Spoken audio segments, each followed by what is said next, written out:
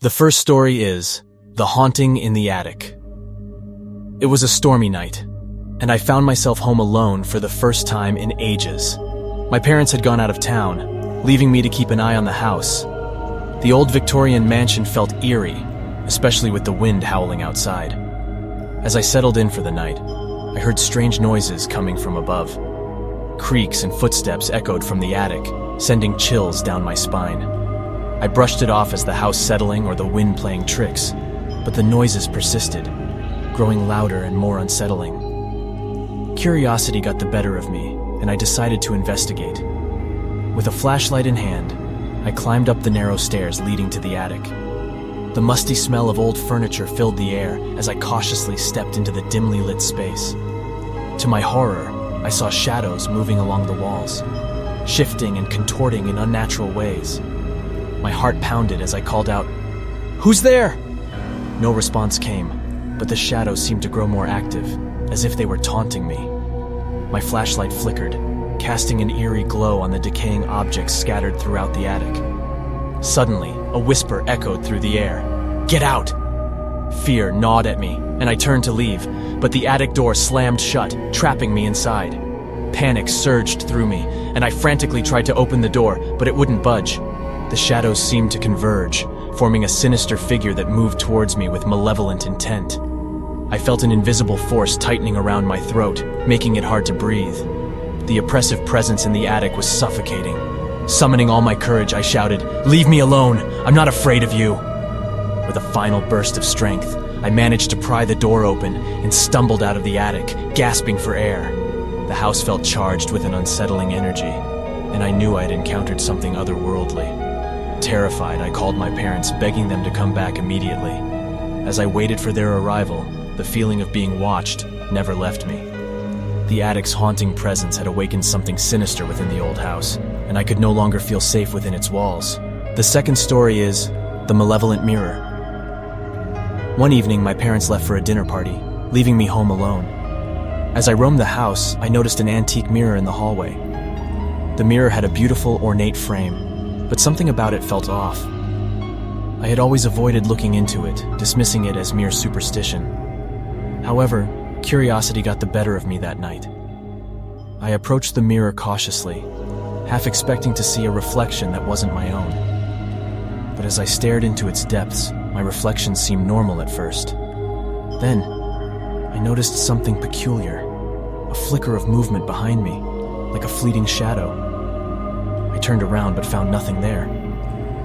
My heart raced as I looked back at the mirror, and to my horror, my reflection was grinning sinisterly. I stumbled back, but the reflection in the mirror remained unchanged, its malevolent grin taunting me. Fear clutched at my throat, and I tried to look away, but my reflection held my gaze captive. In a whispered, haunting voice, the reflection spoke, "I've been waiting for you." Panic overwhelmed me, and I ran to my room, slamming the door shut. The malevolent presence of the mirror lingered, and I could feel its gaze following me, even from a distance. Desperate to break free from its hold, I called a friend and asked her to come over immediately. As I waited, I tried to avoid looking at the mirror, but its allure was irresistible. I felt drawn back to it, as if it wanted to consume my very soul. When my friend arrived, I explained what had happened, fearing she would think I was crazy. But as she stood before the mirror, she gasped, seeing the malevolent reflection herself. "We need to get rid of this mirror," she said, her voice trembling with unease.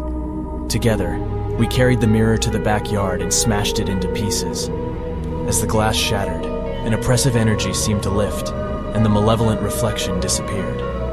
From that day on, I vowed never to underestimate the power of haunted objects. The malevolent mirror had shown me the darkness that could lurk within the most innocent-looking things, and I was forever changed by the chilling encounter. The third story is The Ghostly Visitor. It was a quiet evening, and I was home alone, immersed in a book when I heard a soft knock on the front door. Puzzled, I got up to check, but no one was there. The street outside was empty and the night was still. As I returned to my book, I felt a cold breeze sweep through the room, sending a chill down my spine. The atmosphere grew heavy, and I had an inexplicable feeling of being watched. With a sense of unease, I went to my bedroom and closed the door.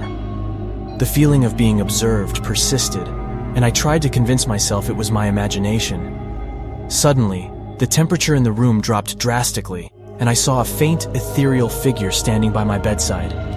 It was a woman in a flowing white dress, her face pale and hauntingly beautiful. She seemed to glow with an otherworldly light. Frozen with fear, I couldn't tear my eyes away from her. She reached out towards me, and her touch was icy cold. "Help me," she whispered, her voice filled with sadness. I mustered the courage to speak. "Who are you? What do you want?"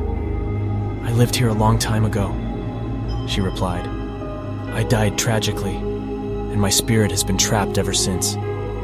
As the ghostly visitor spoke, she showed me fragments of her tragic life. A lost love, a broken heart, and a sense of longing that had tethered her to the mortal realm. "Please find a way to set me free," she implored. My heart went out to her, and I promised to help. Over the next few days, I researched the history of my house and discovered the tragic story of the woman who once lived there. Armed with the knowledge of her past, I performed a ritual to help release her spirit. As I recited the incantation, I felt a profound sense of sorrow and loss. With a final whisper of gratitude, the ghostly visitor vanished, leaving behind a sense of peace that had long eluded her. Since that fateful night, I felt a presence of gratitude within the house, as if the spirit of the woman watches over me in appreciation of the freedom I had granted her. These 3 haunted home alone stories serve as chilling reminders that the world of the supernatural is far closer than we think. The next time you find yourself alone in the dark, remember that spirits may be watching, waiting to share their eerie tales with those brave enough to listen.